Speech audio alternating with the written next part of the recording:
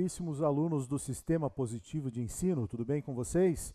Eu sou o professor Rogério, da disciplina de Sociologia, e vamos comentar e resolver as questões do simulado Enem da terceira série, destacando aqui os temas de Sociologia que costumam cair com frequência no Exame Nacional do Ensino Médio. O teu simulado da terceira série, que vamos comentar e resolver agora, destacou nas questões o tema ciência política. Você percebeu isso? As ciências sociais, elas se subdividem em sociologia, antropologia e política. E a ciência política foi a base para a elaboração das suas questões do simulado da terceira série. Então, o conteúdo que você está estudando da sociologia e que tem uma grande chance de aparecer nas questões do Enem, na edição desse ano, porque é sempre clássica essa divisão do conteúdo. Você vai resolver questões de sociologia geral, como movimentos sociais, estratificação e desigualdade social, sobre gênero e sexualidade, urbanização, problemas de mobilidade, né, nas grandes cidades, impactos ambientais que esse processo de industrialização e de urbanização geraram para as sociedades. Esses são temas clássicos de sociologia, identificou? Então, temas clássicos de antropologia, cultura, relativismo cultural, etnocentrismo. Então, na análise das sociedades, das suas diferentes culturas, a antropologia sempre destaca, né, esses conceitos de etnocentrismo e relativismo que você deve também se deparar, né, nas suas resoluções de prova e na próxima edição do Enem, com certeza. E uma terceira área das ciências sociais é a ciência política. E você identificou, né, as questões aqui de política na resolução desse teu simulado da terceira série. E eu vou começar aqui destacando para vocês as últimas 3 dentre as 8 questões que você resolveu, tá? Aliás, perdão, não são exatamente as últimas 3, mas as 5, 6 e a 7. Vou deixar a resolução da questão 8 para a sequência, mas essas 3 questões me chamaram muito a atenção.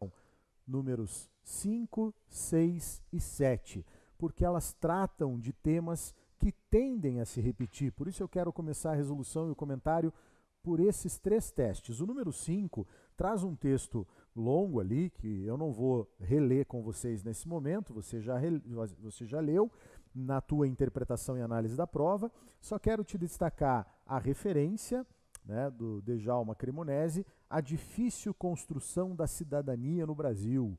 Então, há uma análise sobre o período ditatorial, o período do regime militar no Brasil, falando da suspensão das liberdades individuais, um texto de interpretação muito importante para você resolver a questão com segurança. Depois da análise de interpretação do texto, você se depara com o seguinte comando. Vamos analisar o enunciado com atenção. Dentre os direitos que compõem o exercício de cidadania e levando em consideração apenas as informações constantes no texto, é possível afirmar que no referido período houve supressão parcial ou total do quê? Então, que período é esse? Nós temos o período do regime militar mencionado ali no texto. É uma referência histórica importante para você ter segurança na resolução da questão. Então, lembre-se desse período de suspensão de algumas liberdades, sobretudo a partir de 1968, quando o regime se tornou, né, mais autoritário e suspendeu algumas liberdades individuais, né? O AI-5 está sendo destacado ali, o Ato Institucional número 5, em 68, como importante balizamento para você entender as mudanças na cidadania, na questão dos direitos individuais desse período. Então, parcial ou totalmente, qual direito ou quais direitos foram suspensos? Quais são as opções de resposta que nós temos? Letra A, direitos políticos e sociais. O início da letra A pode ser correto. Direitos políticos foram suspensos, não é verdade? O direito, por exemplo, de habeas corpus, o direito de manifestação do livre pensamento político, da opinião, foi um direito suspenso, porque havia censura, havia, né, a cassação de direitos políticos de indivíduos que pudessem fazer sérias críticas ou uma oposição mais ferrenha ao governo. Então, direito político correto, mas eu não tenho direito social suprimido. Então, cuidado com o enunciado. Houve supressão de qual direito? Político, sim, mas não social. O que é direito social, diferentemente de direitos políticos ou direitos civis, que vão aparecer ali também? Direitos sociais dizem respeito à infraestrutura, ao direito de todo cidadão ter moradia, saneamento básico, né, uma alimentação digna, são as necessidades básicas dos indivíduos. Direitos sociais como a educação pública, né, moradia, educação, necessidades básicas, um sistema de saúde, isso indica um direito social. O direito civil, que vai aparecer na sequência, por exemplo, letra B, direitos civis e sociais, o direito civis apresentado na letra B diz respeito à liberdade de pensamento, de religião, à privacidade, à igualdade perante a lei, todos somos iguais perante a lei, então são direitos civis. E por último, direitos políticos, o direito à filiação partidária, livre expressão de pensamento político, o direito de votar e de ser votado, ou seja, o direito de cidadania é o direito político. Então, no período do regime militar ou no período do Estado Novo, que foi o período de ditadura lá do Getúlio Vargas, de 1937 a 45, não foi o regime militar o único período de autoritarismo na história do Brasil, né? Você tem também a ditadura exercida pelo presidente Getúlio Vargas ali no período da Segunda Guerra Mundial, por exemplo. Em ambos, os direitos políticos foram suprimidos de parte da população, né, como aqueles que se colocavam contrários ao regime, que tiveram seus direitos de livre pensamento e expressão censurados. Então, não posso marcar a letra A, porque ele fala de direitos políticos corretamente, mas de direitos sociais incorretamente. A letra B repete direito social. A letra B só estaria correta se falasse apenas de direitos civis. Letra C, direitos civis e direitos políticos foram suprimidos parcial ou totalmente. É a alternativa correta. Letra C, direitos políticos e civis. Apenas direitos civis na letra D não é, porque falta o direito político também suprimido, total ou parcialmente. E a letra E, apenas direitos sociais, novamente errado. Então, esse direito ele não sofreu alteração, né, durante o período autoritário do regime militar, e sim direitos civis e direitos políticos. Ok, gente? Letra C, alternativa incorreta. Desculpe, alternativa correta, perdão, incorreta é dizer direitos sociais. Perdão pelo comentário. Alternativa C. Muito bem, vamos à questão número 6. Temos um texto longo ali falando sobre clientelismo na política brasileira. Infelizmente, uma prática que se mantém ao longo da história política brasileira, a troca de favores, o clientelismo na política, né? A ideia também de nepotismo, que embora não tenha sido citada aqui, o nepotismo é uma prática que nós observamos, infelizmente, ainda na política brasileira. A ideia de você favorecer parentes, né, empregando parentes nos cargos públicos.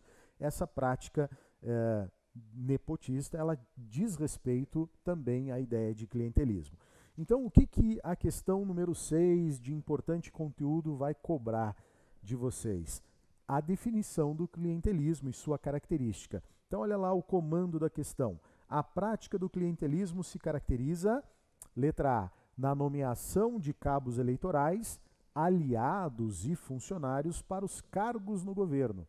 Tem tudo para ser a melhor opção de resposta. Alternativa A, falando que clientelismo significa, então, essa troca de favores. Cabos eleitorais, aliados, acabam recebendo vantagens, né, num governo clientelista que resolva usar essa prática de troca de favores, ok? Eu falava do nepotismo, que é o emprego de parentes, e aqui o clientelismo em geral emprega aliados, funcionários do governo e cabos eleitorais, tá bem?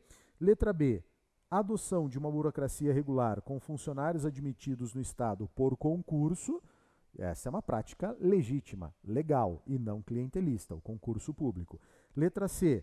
A adoção de um sistema que concentre o poder do Estado nas mãos de uma única pessoa ou grupo. Essa letra C está definindo o que é autoritarismo, né? Concentrar os poderes na mão de um grupo ou de uma única pessoa, um ditador, ok? Não tem nada a ver com clientelismo. Letra D. Ação de compra e venda de votos com vereadores e clientes de um produto.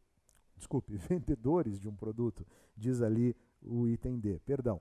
A ação de compra e venda de votos. Não, clientelismo não é comprar votos, né? Comprar votos é uma prática absolutamente ilegal, é claro, mas não diz respeito ao conceito de clientelismo. Letra E. Por ser um ato criminoso, pois os quadros do governo devem ser preenchidos por pessoas de perfil técnico correspondente à função e não por sua filiação partidária. A afirmativa é que não corresponde à definição de clientelismo. A melhor opção, sem dúvida, é a letra A. Essa ideia de você oferecer vantagens para aliados políticos, para cabos eleitorais que ajudaram um determinado candidato a conquistar um cargo eletivo. Questão número 7, também de destaque nessa primeira etapa de resolução. Sobre o pensamento de Weber acerca dos conceitos de poder e dominação, é correto afirmar. Aqui o autor é Max Weber, né? Importante para definirmos o conceito de poder e de dominação. Muito importante esse detalhe do enunciado. Poder e dominação são dois conceitos. Letra A. O conceito de poder pode ser aplicado em situações e casos específicos? Não, a letra A combina mais com a dominação, já que no texto de Max Weber, né, está escrito ali que a dominação é um caso especial de poder, então um caso específico. Letra A não é a melhor resposta para poder e dominação. Não há relação entre os dois conceitos, diz a letra B, porque eles atuam em esferas diferentes da vida social.